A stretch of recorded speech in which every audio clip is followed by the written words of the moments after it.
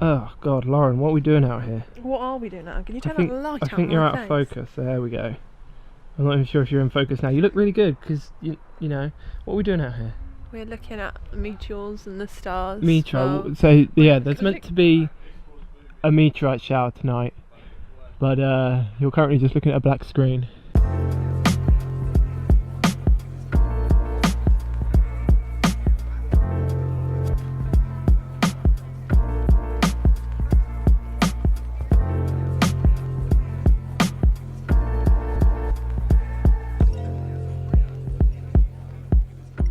So if you don't know what last night was meant to be, there was supposed to be a pretty major meteorite shower over the UK, and yeah, as typical for the UK, the weather ruined it again.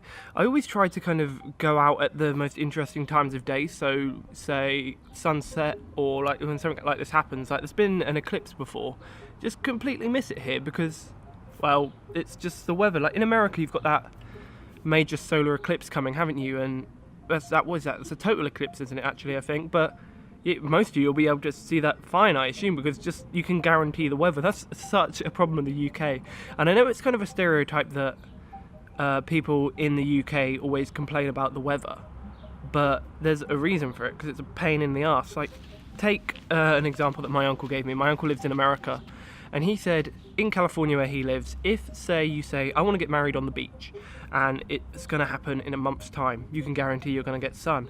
Whereas here, if you say, oh, should we go out on Tuesday and let's go up the park or something, you don't know what the weather's going to be like. Even if the weather forecast is saying sun, it's not going to be sun. So yeah, outdoor stuff is hard in England. Yeah, it's not fun. Do you know what I was particularly interested in last night as well? Because something like meteorite showers, it's something that really interests me. I don't know why that is.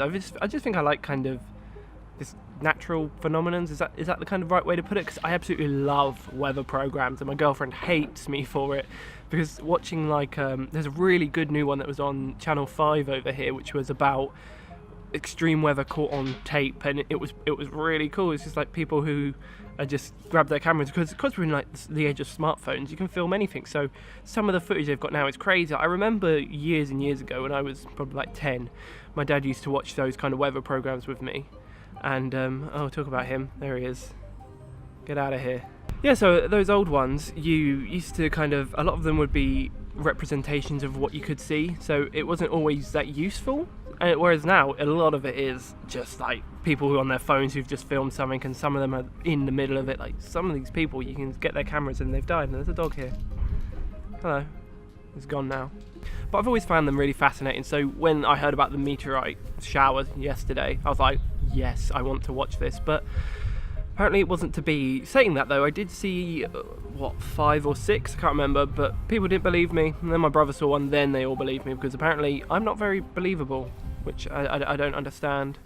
But no, it was really quite good what I saw, and it was supposed to be really big. I'm getting attacked by bugs out here.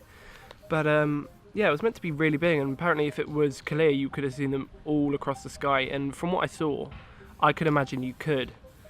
I'm trying to work out what he's doing in the background. I think he's spray painting something.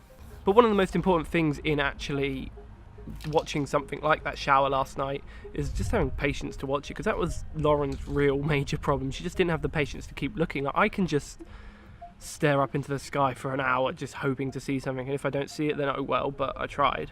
And that was something she couldn't do. Like, even after 10 seconds of looking, her eyes would wander, or she'd get her phone out. So it's no surprise that she didn't see anything.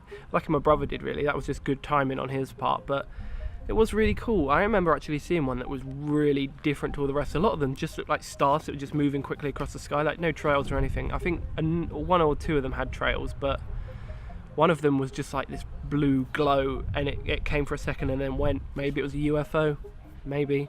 Might have seen my first alien, but probably not. It's probably part of the shower. But yeah, it was really cool. That's quite a nice thing to talk about. That's a nice place to wrap up. Anyway, I'm going to stop now. See you next week.